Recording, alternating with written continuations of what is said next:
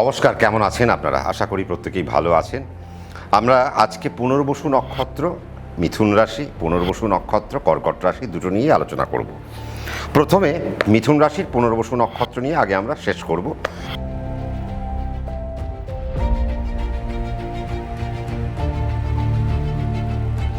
আজকে আপনার যদি মিথুন রাশির পুনর্বসু নক্ষত্র হয়, তাহলে নক্ষত্র সাপেক্ষে এখন বৃহস্পতি আর শনি জলতত্ত্বের উপর দিয়ে যাবে, অর্থাৎ শনি মীন রাশির জলতত্ত্বের মধ্যে থাকবেন।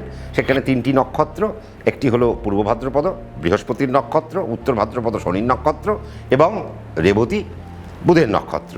বৃহস্পতি কর্কট রাশিতে উচ্চস্থ হয়ে অবস্থান করছেন এবং আগামী একটা বছর ধরে বৃহস্পতি এই রাশির উপর দিয়ে হাঁটতে হাঁটতে যাবেন এবং এখানেও তিনি তিনটে নক্ষত্র পার করবেন: পুনর্বসু নক্ষত্র, বৃহস্পতির নক্ষত্র, পুষ্যা শনির নক্ষত্র, অশ্লেষা বুধের নক্ষত্র। আজকে আপনারা যদি দেখেন আপনার রাশি, আপনার নক্ষত্র সাপেক্ষে, তাহলে নবতারা চক্রকে যদি আপনারা খেয়াল করেন তাহলে দেখবেন জন্ম, সম্পদ, বিপদ। তার মানে শুধু বুধের নক্ষত্র আপনার বিপদ তারা। তার মানে বুঝতে হবে শনির মতো প্ল্যানেট এবং বৃহস্পতির মতো প্ল্যানেট যখন বুধের নক্ষত্রের উপর থাকবে ততক্ষণ পর্যন্ত আপনাদের সাবধানতা অবলম্বন করতে হবে। বাকি যখন তারা বুধের নক্ষত্রে থাকবে না ততক্ষণ পর্যন্ত আপনাদের কিন্তু একটু আনন্দ। এবং শুধু তাই নয়, আপনাদের জন্ম, সম্পদ, বিপদ, তার মানে আজকে যদি আপনার জন্ম নক্ষত্রের উপরে যখন শনির প্রভাব আসবে বা বৃহস্পতি যখন আপনার জন্ম নক্ষত্রে আসবে, তখনও কিন্তু আপনাদেরকে একটু সজাগ বা একটু সতর্কতা অবলম্বন আপনাদেরকে করতেই হবে। কেন? তার কারণ হচ্ছে যে দেখুন, আজকে আপনার রাশি সাপেক্ষে যদি মিথুন রাশি আপনার হয়, তাহলে মিথুন রাশি সাপেক্ষে শনি আপনার অষ্টমপতি, নবমপতি। তার মানে দেখুন, অষ্টম মানে সে আপনার বড় রোগের কারক গ্রহ, বা আপনার বাধার কারক গ্রহ, আপনার রোগের কারক গ্রহ, আপনার বিষয় আশয় স্থাবর অস্থাবর সম্পত্তির কারক গ্রহ। এই অষ্টমপতি শনি সে আপনার আইনের জটিলতা দেখবে, আপনার কোর্ট কেস দেখবে, আপনার পুলিশি ঝামেলা দেখবে, আপনার আইনের জটিলতা দেখবে। তার মানে এই জায়গা থেকে আপনাদেরকে একটু সাবধানতা অবলম্বন করতে হবে। কখন?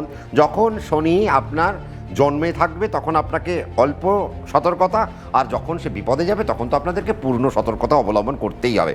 কারণ যখন শনি আপনার বুধের নক্ষত্র টাচ করবে সেই সময় শনি যেন আপনাকে বড় কোনো রোগে না ফেলে। এক নম্বর, আপনি যদি পুনর্বসু নক্ষত্র মিথুন রাশি হয়ে থাকেন। এবার আপনার যদি শনি যখন আপনার বিপদ নক্ষত্রে থাকবে, আপনার স্থাবর অস্থাবর সম্পত্তি যেন কোনো সমস্যায় না চলে যায়।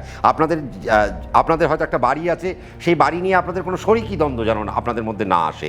আপনার অষ্টমপতি, নবমপতি, তার মানে সেই শনি যখন বিপদে থাকবে, তার মানে এক তো আপনার নিজের রোগ এবং আপনার পিতার যে রোগ, তাহলে আপনার পিতাও যেন সেই মুহূর্তে কোনো বড় রকম রোগের মধ্যে না পড়েন, বা আপনার পিতার দ্বারা ক্রয় করা কোনো সম্পত্তি যেন খারাপ জায়গায় না চলে যায়, বা সেখানে যেন কোনো লিটিগেশন না আসে, বা সেই জায়গায় যেন কোনো রকম কনস্পিরেসি না হয়। সেই জায়গাটা আপনাদেরকে একটু বুঝতে হবে। আপনি ইনভেস্ট করতে চাইছেন, তার মানে আপনি ইনভেস্টমেন্ট করবেন, কিন্তু আপনি যদি দেখেন যে না এখন আমার বিপদতারায় বসে রয়েছে, তাহলে লং টার্ম ইনভেস্টমেন্টে চলে যান। আর যদি দেখেন যে না এখন আমার বিপদতারায় নেই, সম্পদতারায় বা জন্মতারায় রয়েছে, জন্মতারায় থাকলে আপনি অল্প লং টার্ম করুন, আর সম্পদতারায় থাকলে আপনি আজকে ইনভেস্ট করুন। মানে ধরুন আমরা অনেক সময় বলি না শেয়ার মার্কেটে ডেইলি ট্রেড করা, মানে অপশন ট্রেডিং, তার মানে আপনি সেটা করতে পারেন।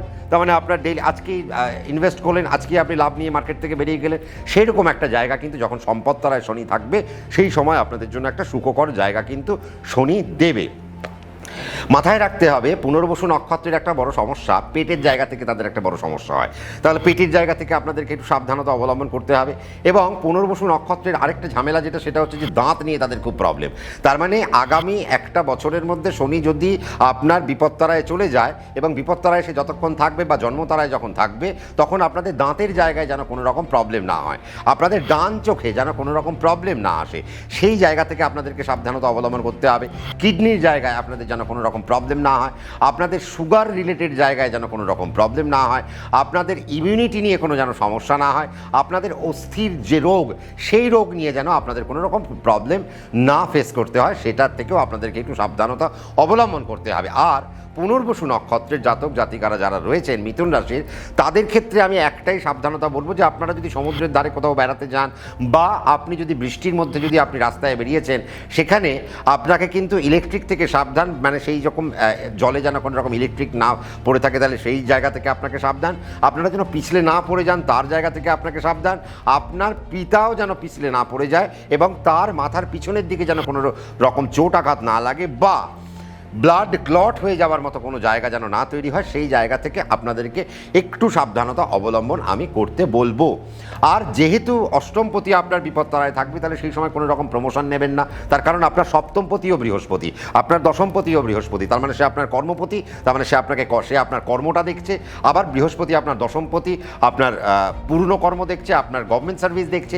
এক্ষেত্রে একটা সুবিধাজনক কথা, পুনর্বসু নক্ষত্র যদি আপনি মিথুন রাশি হয়ে থাকেন, তাহলে দেখুন দশমপতি থেকে আমরা সরকারি কর্ম একটু দেখে থাকি। তার মানে যখন জন্ম নক্ষত্র বা সম্পদ নক্ষত্র তারায় যখন আপনার বৃহস্পতি থাকবেন, তার মানে বুঝতে হবে সেই সময় আপনি কোনো নতুন চাকরি প্রাপ্তি করতে পারেন বা আপনার নতুন কোনো সরকারি চাকরি হতে পারে। সেই একটা জায়গা, একটা সুন্দর একটা জায়গা আমরা দেখতে পাচ্ছি। আবার শনি যেহেতু নবমপতি, 7 আর 10-এর বৃহস্পতি যখন আপনার কারক গ্রহ, তার মানে সে যখন সম্পদতারা বা জন্মতারা, শনি সম্পদতারা বা জন্মতারায় রয়েছে, আপনাকে সে বাড়ি থেকে দূরে নিয়ে যেতে পারে। আপনি অনেক দিন ধরে প্ল্যান করছেন যে বিদেশ যাবেন, এবার আপনার জন্য একটা বড় সময় এসেছে। যদি শনি আর বৃহস্পতি বিপত্তারা না কানেক্ট করে থাকে, তখন আপনারা যদি বাইরের কোনো প্ল্যান করে থাকেন, আপনাদের জন্য ভালো সুযোগ। বা আপনার বহুদিন ধরে ভিসা আটকে রয়েছে, সেই ভিসার জায়গাও কিন্তু সেই সময় দরজা খুলে যেতে পারে এবং আপনার ভিসা কিন্তু অ্যাকসেপ্টেড হয়ে যেতে পারে, আপনার ভিসা গ্র্যান্ট হতে পারে।